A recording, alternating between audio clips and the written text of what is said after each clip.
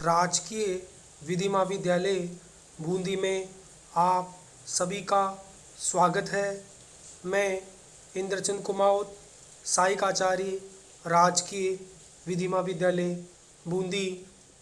पिछले वीडियो में हमने माल विक्रय अधिनियम 1930 के अंतर्गत माल की परिभाषा तथा माल कितने प्रकार का होता है के विषय में अध्ययन किया था। आज हम माल विक्रय अधिनियम 1930 की धारा 12 व 13 का अध्ययन करेंगे। धारा 12 व धारा 13 में शर्त और वारंटी, कंडीशन एंड वारंटी के बारे में प्रावधान किए गए हैं। तो धारा 12 व 13 में शर्त एवं वारंटी के संबंध में महत्वपूर्ण प्रावधान किए गए हैं। माल विक्रय अधिनियम 1930 की धारा 4 की उपधारा 2 में ये प्रावधान किया गया है कि विक्रय की सुविधा आत्यंतिक, एब्सोल्यूट या सशर्त कंडीशनल हो सकेगी। माल विक्रय अधिनियम 1930 की धारा 4 की उपधारा 2 में प्रावधान किया गया है कि विक्रय की सुविधा आत्यंतिक या सशर्त हो सकेगी। तो धारा 4 की उपधारा 2 में ये स्पष्ट प्रावधान किया गया है कि विक्रय की सुविधा सशर्त हो सकेगी या बिना शर्त के भी हो सकेगी। तो विक्रय की सुविधा में अनेक निबंधन अर्थात अनेक शर्तें हो सकती है। ये निबंधन या शर्तें दो प्रकार की होती है। तो विक्रय की सुविधा में अनेक प्रकार के निबंधन हो सकते हैं और ये निबंधन दो प्रकार के होते हैं। प्रथम अभिव्यक्त निबंधन, एक्सप्रेस स्टिपुलेशन। दूसरा विवक्षित निबंधन, इम्प्लाइड स्टिपुलेशन। तो अभिव्यक्त निबंधन, पक्षकार स्वतंत्र होते हैं कि वे अपनी सुविधा करते समय करार द्वारा जितने चाहे, जो चाहे और जैसा चाहे निबंधन लगा सकते हैं। तो इस बारे में पक्षकार स्वतंत्र है कि वे विक्रय की सुविधा करते समय या सुविधा करते समय करार द्वारा जितने चाहे और जैसा चाहे वह निबंधन लगा सकते हैं और ऐसे निबंधन को ही अभिव्यक्त निबंधन कहते हैं। दूसरा विवक्षित निबंधन। तो माल विक्रय अधिनियम 1930 के अंतर्गत अनेक प्रकार के विवक्षित निबंधनों का उल्लेख है जो कि शर्त या वारंटी के रूप में हो सकते हैं। तो माल विक्रय अधिनियम 1930 के अंतर्गत अनेक विवक्षित निबंधनों का उल्लेख किया गया है जो कि शर्त या वारंटी के रूप में हो सकते हैं। तो ये निबंधन काय के रूप में हो सकते हैं, शर्त के रूप में भी हो सकते हैं या वारंटी के रूप में भी हो सकते हैं। तो शर्त और वारंटी। तो धारा 12 और धारा 13 में जो प्रावधान दिए गए हैं वह इस प्रकार है। कोई निबंधन शर्त है ये तब कहा जाता है जबकि वह सुविधा के मुख्य प्रयोजन के लिए, मेन पर्पज के लिए। कोई निबंधन शर्त है ये जब कहा जाता है जबकि वह सुविधा के मुख्य प्रयोजन, मेन पर्पज के लिए मर्मभूत, एसेंशियल है। तो कोई भी निबंधन शर्त है ये तब कहा जाता है जबकि वह सुविधा के मुख्य प्रयोजन के लिए मर्मभूत, एसेंशियल हो, और जबकि कोई निबंधन आश्वासन, वारंटी तब कहा जाएगा जब वह उस सुविधा के मुख्य प्रयोजन के लिए संपार्श्विक हो। तो कोई भी निबंधन शर्त है या वारंटी है, ये इस बात से पता लगाया जा सकता है कि निबंधन शर्त तब कहा जाएगा जबकि वह सुविधा के मुख्य प्रयोजन के लिए एसेंशियल हो, और कोई निबंधन वारंटी कब कहा जाएगा जबकि वह उस सुविधा के मुख्य प्रयोजन के लिए एक संपार्श्विक हो। शर्त भंग करने पर, शर्त के ब्रीच किए जाने पर वह संविदा को निराकृत करने का अधिकार उत्पन्न हो जाता है। शर्त भंग किए जाने पर उस संविदा को निराकृत मतलब अस्वीकार करना या परित्याग करने का अधिकार उत्पन्न हो जाता है, जबकि आश्वासन भंग किए जाने पर केवल नुकसानी का दावा करने का अधिकार उत्पन्न होता है। तो ये शर्त भंग एवं वारंटी भंग में एक मुख्य अंतर ये है। और शर्त भंग और वारंटी भंग को हम इस प्रकार भी समझ सकते हैं कि शर्त भंग किए जाने पर उस संविदा को निरस्त करने का या परित्याग करने का अधिकार उत्पन्न हो जाता है, जबकि आश्वासन वारंटी के भंग किए जाने पर केवल नुकसानी का दावा करने का अधिकार उत्पन्न होता है। माल को अस्वीकृत रिजेक्ट और संविदा को निराकृत रिप्यूट्यूट करने का अधिकार पैदा नहीं होता है। तो विक्रय की संविदा में कोई निबंधन, शर्त है या वारंटी। तो विक्रय की संविदा में कोई भी निबंधन, शर्त है या वारंटी ये प्रत्येक संविदा के अर्थान्वयन पर निर्भर करता है। तो विक्रय की संविदा में कोई निबंधन, शर्त है या वारंटी है, ये प्रत्येक संविदा के अर्थान्वयन पर निर्भर करता है। अर्थान्वयन के आधार पर कोई निबंधन, शर्त हो सकती है, जबकि संविदा में उसे वारंटी लिखा गया है। यदि किसी निबंधन को संविदा में वारंटी लिखा गया है और उसका यदि अर्थान्वयन किया जाता है तो वह शर्त भी हो सकती है, वह निबंधन शर्त भी हो सकता है। इसी प्रकार कोई निबंधन वारंटी हो सकती है जबकि संविदा में उसे शर्त कहा गया है। तो कोई निबंधन, शर्त है या वारंटी ये प्रत्येक संविदा के अर्थान्वयन अर्थात निर्वचन पर निर्भर करता है। तो संविदा की निर्वचन करने पर कोई निबंधन, शर्त है या वारंटी है, इसका पता आसानी से लगाया जा सकता है। धारा 13। तो माल विक्रय अधिनियम 1930 की धारा 13 में शर्त कब वारंटी मानी जाएगी, इसके संबंध में प्रावधान किए गए हैं। तो विक्रय की संविदा में कोई निबंधन, शर्त है, किसी विक्रय की संविदा में कोई ऐसी शर्त है जिसे विक्रेता को पूरा करना है। तो विक्रय की संविदा में कोई ऐसी शर्त है जिसे विक्रेता को पूरा करना है, तो क्रेता उस शर्त का अधित्यजन वैव कर सकेगा। किसी विक्रय की संविदा में कोई ऐसी शर्त है जिसे विक्रेता को पूरा करना है, तो क्रेता उस शर्त का अधित्यजन वैव कर सकेगा अथवा ये स्वीकार कर सकेगा कि वह उस शर्त को वारंटी भंग की तरह मानेगा तथा उस संविदा को निराकृत नहीं करेगा। तो ये प्रथम प्रकार है जो शर्त भंग को वारंटी भंग मान सकेगा। इस प्रकार शर्त का अधित्याग मतलब वैव क्रेता द्वारा किया जा सकेगा।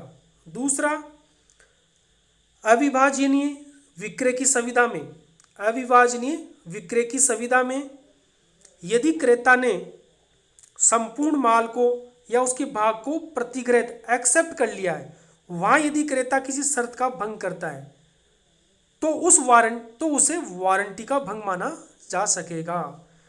तो दूसरा, अविभाजनीय विक्रय की संविदा में यदि क्रेता ने संपूर्ण माल को या उसके भाग को प्रतिग्रहित अर्थात एक्सेप्ट कर लिया है, वहाँ यदि क्रेता किसी शर्त का भंग करता है तो उसे वारंटी का भंग माना जाएगा।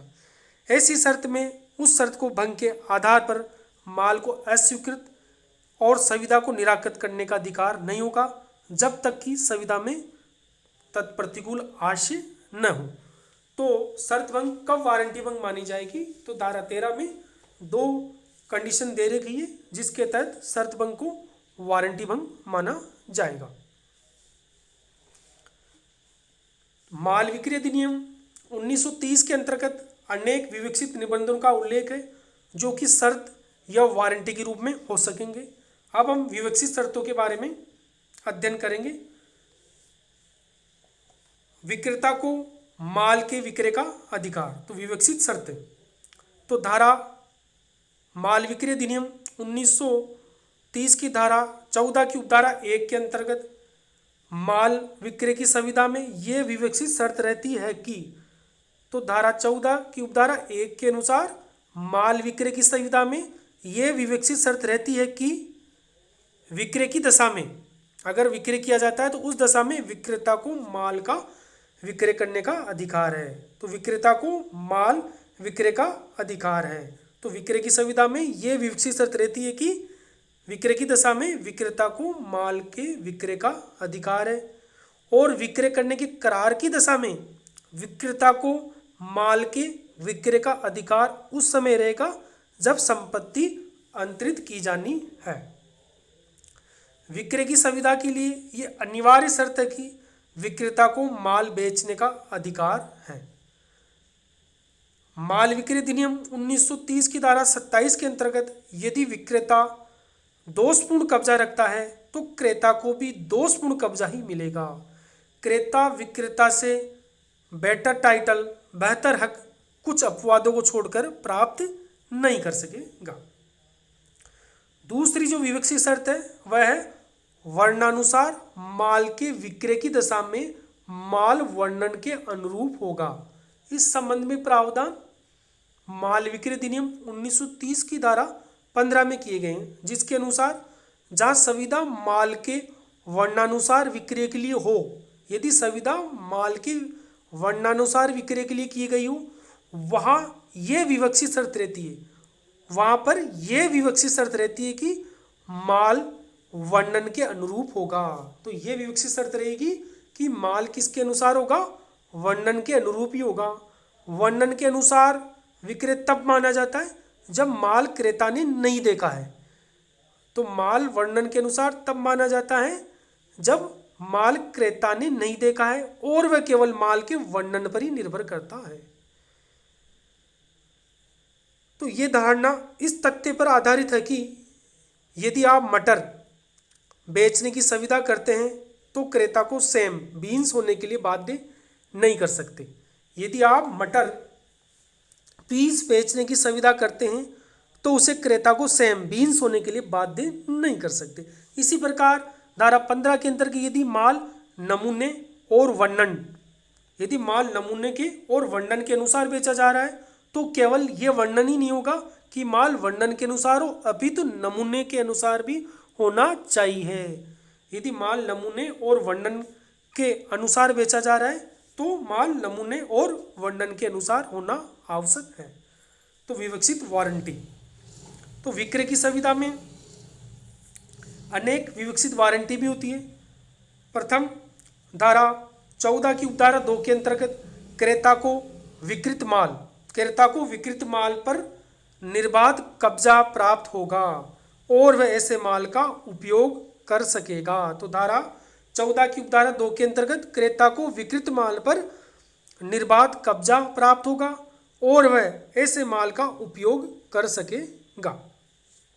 दूसरा, माल भार मतलब चार्ज से मुक्त रहेगा। जो माल है वह भार से मुक्त रहेगा। तो धारा 14 की उपधारा 3 के अनुसार विक्रय की संविदा में यह विवक्षित वारंटी रहती है कि माल के संबंध में तीसरे पक्षकार को कुछ भी राशि क्रेता को नहीं चुकानी होगी। तो विक्रय की संविदा में यह विवक्षित वारंटी रहती है कि माल के संबंध में तीसरे पक्षकार को कुछ भी राशि क्रेता को नहीं चुकानी होगी। यदि विक्रेता ने संविदा से पूर्व या संविदा किए जाते समय ऐसे भुगतान के बारे में यह कह दिया गया है या क्रेता को किसी अन्य तरीके से ज्ञात है कि क्रेता स्वयं जिम्मेदार होगा, यदि विक्रेता ने संविदा से पूर्व या संविदा किए जाते समय ऐसे भुगतानों के बारे में यह कह दिया है कि या क्रेता को किसी अन्य तरीके से ज्ञात है तो क्रेता स्वयं जिम्मेदार होगा, विक्रेता जिम्मेदार नहीं होगा। इसी प्रकार क्रेता धारा 62 में उस विवक्षित वारंटी के विपरीत संविदा कर सकेगा कि माल के बारे में बकाया समस्त भार वह स्वयं चुकाएगा, तो फिर भार चुकाने का दायित्व क्रेता पर होगा। धारा 16, तो माल विक्रय अधिनियम 1930 की धारा 16 के अंतर्गत ये स्पष्ट है कि जिस माल का प्रदाय मतलब जिस माल की सप्लाई विक्रय की संविदा के अंतर्गत की जा रही है, जिस माल की सप्लाई विक्रय की संविदा के अंतर्गत की जा रही है वह क्वालिटी और फिटनेस की दृष्टि से क्रेता के विशिष्ट प्रयोजन के लिए उपयुक्त है या नहीं, इसके बारे में कुछ दशाओं को छोड़कर कोई भी विवक्षित शर्त या वारंटी नहीं मानी जाएगी।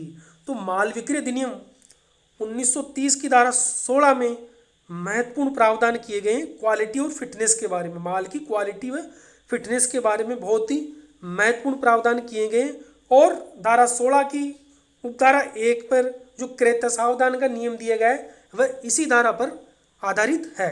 तो धारा 16 के ये स्पष्ट करती है कि जिस माल का प्रदाय विक्रय की संविदा के अंतर्गत किया जा रहा है, जिस माल का सप्लाई विक्रय की संविदा के अंतर्गत की जा रही है, वह क्वालिटी और फिटनेस की दृष्टि से क्रेता के विशिष्ट प्रयोजन के लिए उपयुक्त है या नहीं, इसके बारे में कुछ दशाओं को छोड़कर विकसित शर्त या वारंटी नहीं मानी जाएगी। इसके लिए क्रेता स्वयं ही जिम्मेदार होगा। अतः क्रेता को माल क्रय करते समय उसकी क्वालिटी और फिटनेस के बारे में स्वयं जानकारी कर लेनी चाहिए। उसकी जानकारी करने के उपरांत ही उसे माल का क्रय करना चाहिए, नहीं तो क्रेता स्वयं जिम्मेदार होगा, विक्रेता जिम्मेदार नहीं होगा। अगले वीडियो में हम क्रेता सावधान का नियम का अध्ययन करेंगे। Thank you.